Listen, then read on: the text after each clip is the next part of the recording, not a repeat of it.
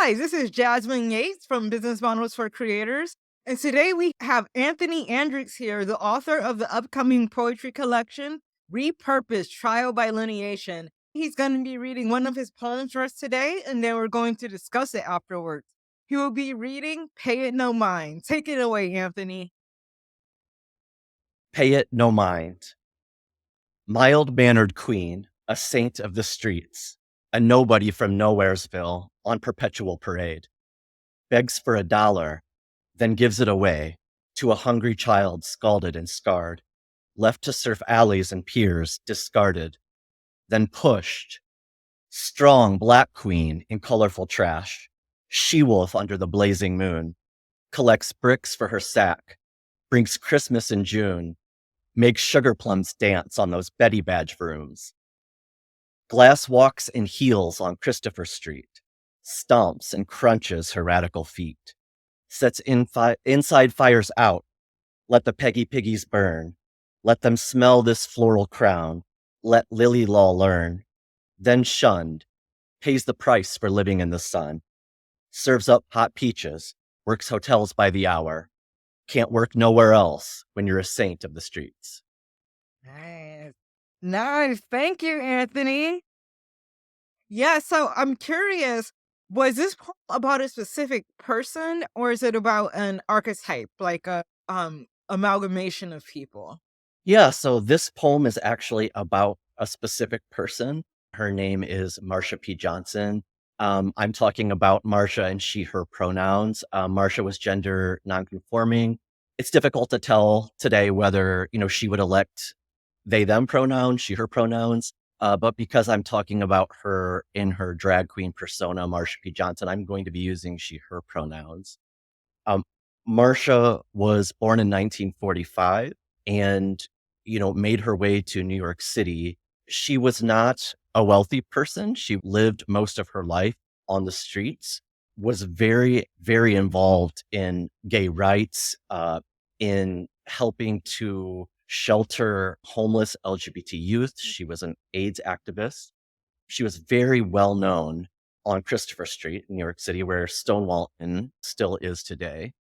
I don't think that she got her due way back in the time, for several reasons.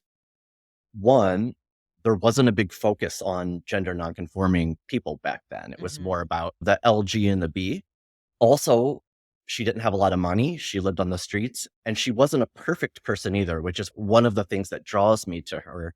She did have some mental issues, which you can imagine you might expect somebody who's gender nonconforming in the 1960s trying to live in New York City, to have. So I just find her, a fascinating person. And in recent years had been reading more about her. And I think that it's important, when we're talking about LGBTQ rights, a lot of the times we're talking about, HRC, which is made up of a lot of professionals, people who do have money, who have a certain status in society. And I think it's very important to remember that protesting and change doesn't just come from professionals, right? In this case, the Stonewall riots came from street level folk. Back then, people were hesitant to recognize people like Marsha P. Johnson because they were afraid that an imperfect person might not be the best spokesperson. But that's true if you're talking about taking a case to the Supreme Court, right? Like you want to have like the perfect plaintiff, but just in life, that's not how things work. None of us are perfect. And I think that we should celebrate everybody for their contributions. And what do you think Martha should be celebrated for? Marsha, sorry, should be celebrated for most? I am going to say, they called her the mayor of Christopher Street. And that's because she would walk around the street, would talk to everybody, was very friendly with everybody.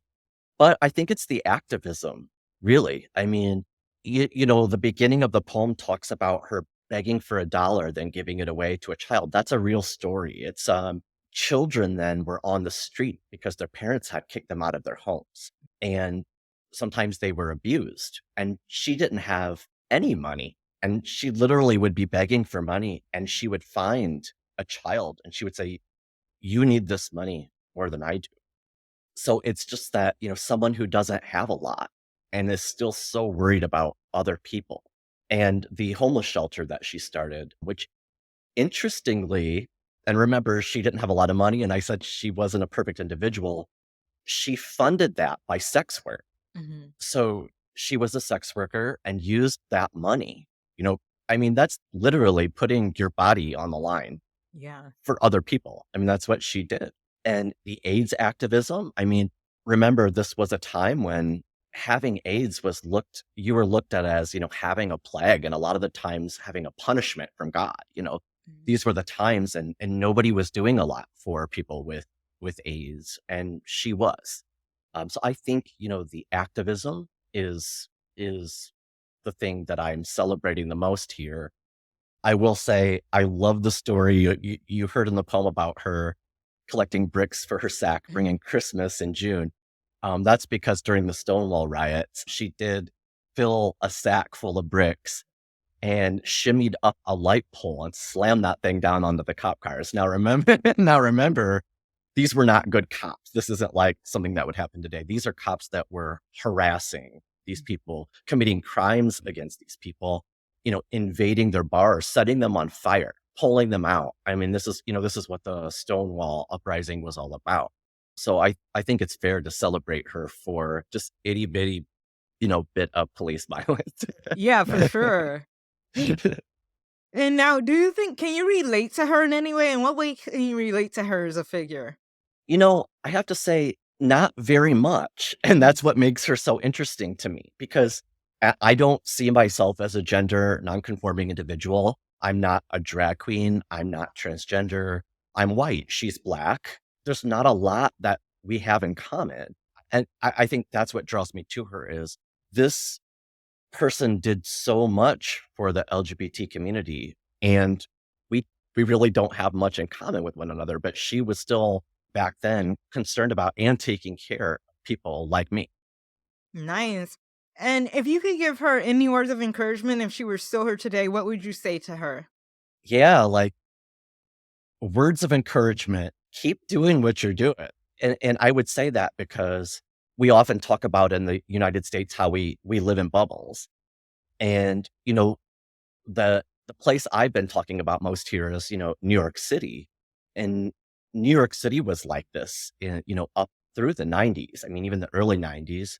And many communities in the United States, have their own bubbles and they still haven't, fully embraced these concepts, and we see that, right, very recently in the news. We see states and cities passing laws that would deprive somebody like Marsha of performing, Mhm. of living her life, and she still would be, very much needed today. And I think I would say, just keep going. And you're surrounded now by people who are more aware of who you are and what you've been through, and we need you.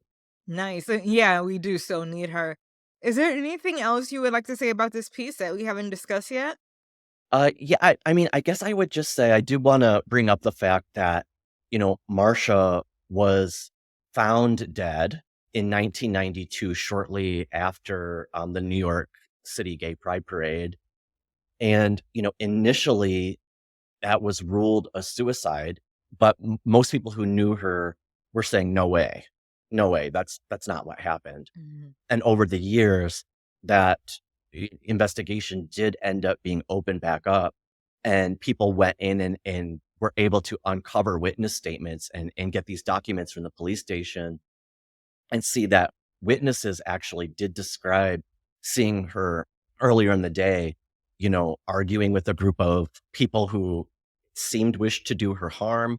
And even a person who, heard somebody bragging about murdering a drag queen named Marsha on that Yeah. same day. And so, it's not been solved to my understanding, but I imagine back then it was just kind of no one wanted to deal with it, and the police didn't really want to look into it. But I'm so glad that in the early 2000s, they did end up opening that case back up. So just want to bring that fact up of, how she died. We don't know, but you know, we can we can take an educated guess. Yeah, that makes perfect sense. Well, thank you for sharing your gift with us today, Anthony. And where can people find your book? When and where can people find your book? Yeah, so right now it's expected out in March 2024. We haven't set an exact date yet. It depends on a lot of factors that I can't really control right now, but it's going to be available through Amazon, through Barnes and Noble, through Target, through Walmart, and several other retailers. And once we get closer to the time, I'll have a website up for the book and running that will point you in all of those directions. Nice. Repurpose. Trial by lineation. Go out and get it, folks. Don't miss it. Thank you, Jasmine.